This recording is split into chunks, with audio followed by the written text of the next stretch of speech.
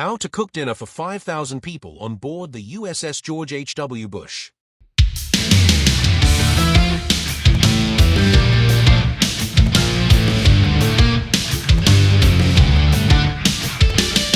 The USS George H.W. Bush was moored in Jebel Ali Harbor over the weekend, and those responsible for feeding the thousands of personnel on board provided insight into how to address hunger at sea.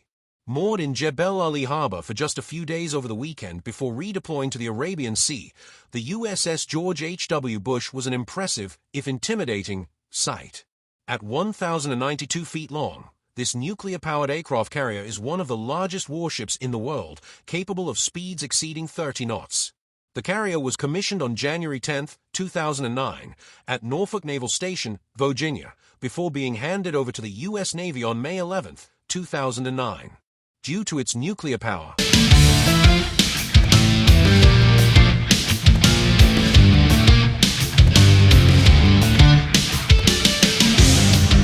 the George H.W. Bush requires refueling every 25 years.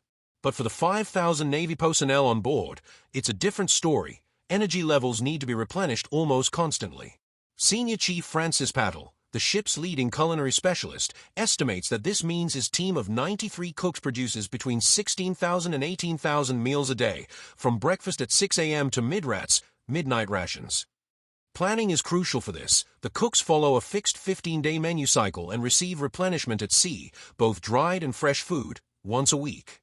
We spend about $45,000 to $65,000, $165,300 to $238,800 dirham a day on food while we're at sea, said Pattle, who joined the U.S. Navy 24 years ago and has served for about 14 years at sea since then.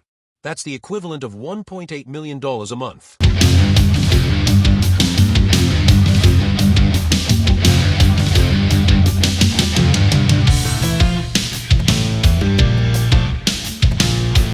By comparison, when the chefs serve chicken wings, a favorite dinner option in the general mess, they cook more than 1,600 kilograms at a time.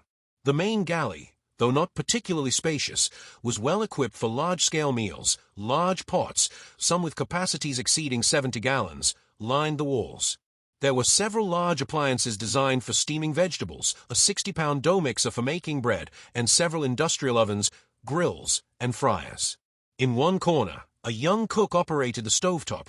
He arranged lamb chops one by one in neat rows until the entire surface was covered, at least 150 pieces. When the last piece was in place, it was time to return to the beginning and flip the chops to cook the other side. It was nearly 5 p.m. and the main dining area was starting to fill up.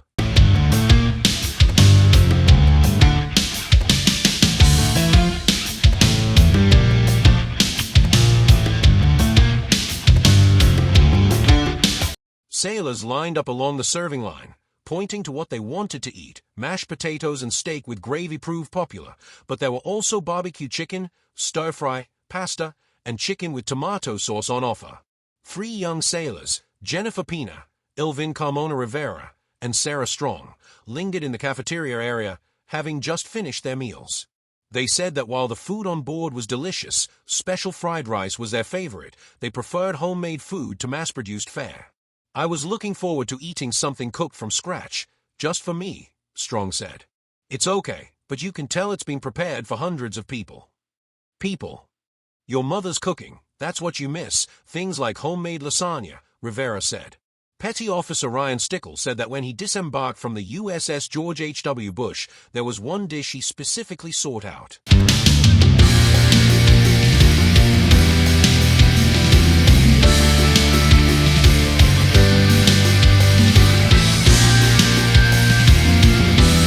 "The first meal I ever had with my wife was pizza, and every Friday night when I'm home, that's what we eat with our boys. So, wherever I am, that's what I try to find. It reminds me of them."